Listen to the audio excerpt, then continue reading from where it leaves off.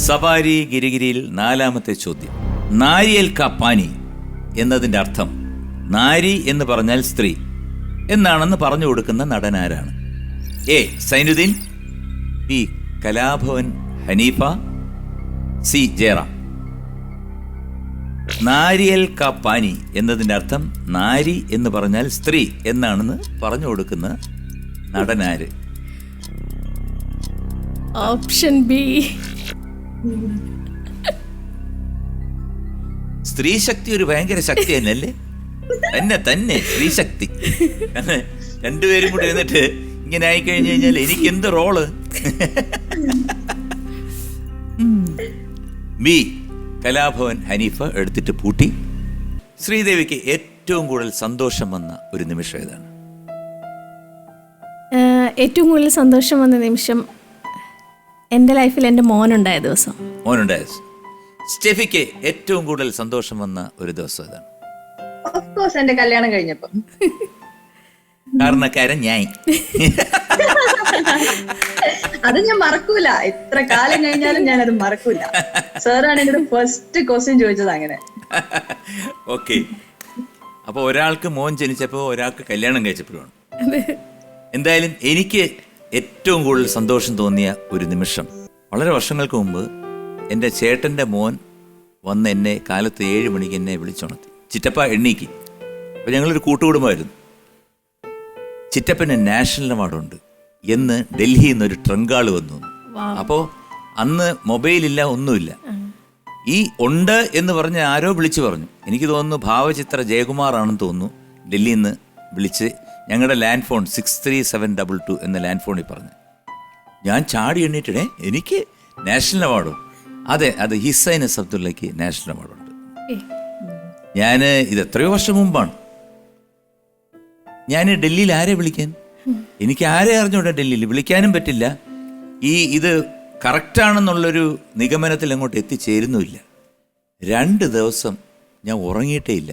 അന്നത്തെ രാത്രി ഒന്നും അറിഞ്ഞില്ല, പിറ്റേ ദിവസവും അറിഞ്ഞില്ല.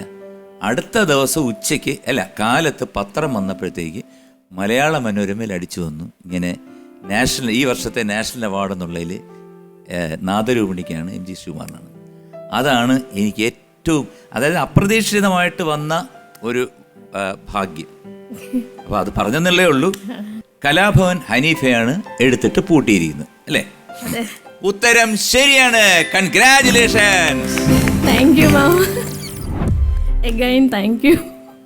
Thank you. ഓക്കെ, കുഴപ്പമൊന്നുമില്ല. നന്ദി പറയാനേ നേരെ ഉള്ളൂ ശ്രീദേവിക്ക്. അപ്പോ സ്റ്റെഫി, വളരെ സന്തോഷം. ഇതിനകത്ത് പങ്കെടുത്തതിൽ ഒത്തിരി സന്തോഷമുണ്ട്. ഒരു പാട്ട് പാടി തന്നതിലും ബാക്കി വിശേഷങ്ങളൊക്കെ വർഷങ്ങൾക്ക് ശേഷമുള്ള എന്താണോ ദൈവം വരാൻ പോണത്. നന്നായിട്ടുണ്ട്. ഇതൊക്കെ ഒരു ഗെയിം ഷോ അല്ലേ?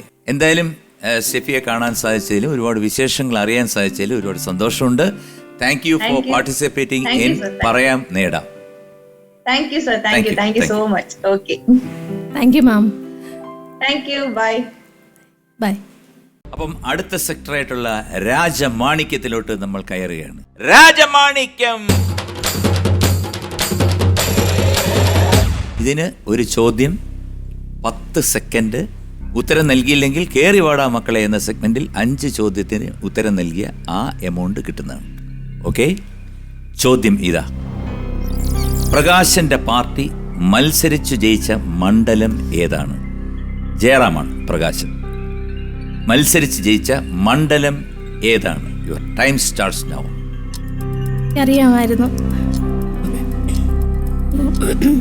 ഒരു കരയാണ്. പറഞ്ഞു. മാനങ്കര.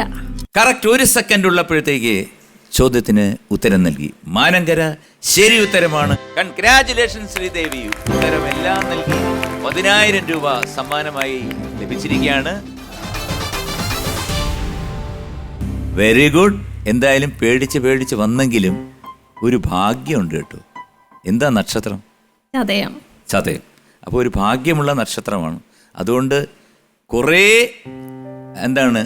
ഘട്ടങ്ങളിലൂടെ എങ്ങനെയൊക്കെയോ അവസാനം വരെ എത്തി. സാധാരണഗതിയിൽ ഈ അവസാനത്തെ ചോദ്യത്തിന് ഉത്തരം ആരും പറയാറില്ല. കാരണം 10 സെക്കൻഡേ ഉള്ളു. പേടിച്ചിട്ട് ഇത് വേണം, ആകപ്പാട് കുഴഞ്ഞു വീണു പോകും. അറിയാമെങ്കിലും ആ സമയത്ത് കിട്ടത്തില്ല. പക്ഷേ ലാസ്റ്റ് ഒരു സെക്കൻഡ് ഉള്ളപ്പോഴത്തേക്ക് ശ്രീദേവി അത് പറഞ്ഞു. സന്തോഷം കേട്ടോ. Very good.